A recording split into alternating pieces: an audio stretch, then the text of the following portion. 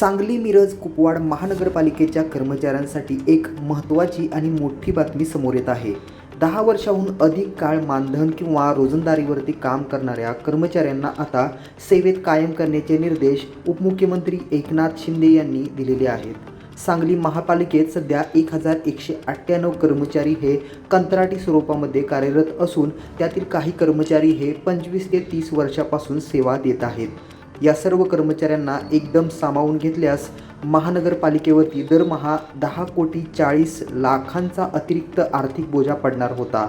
त्यामुळे हा भार टाळण्यासाठी सध्या तरी फक्त 10 वर्षांहून अधिक अनुभव असणाऱ्या कर्मचाऱ्यांनाच कायम करण्याचे आदेश नगरविकास विभागाला देण्यात आलेले आहेत.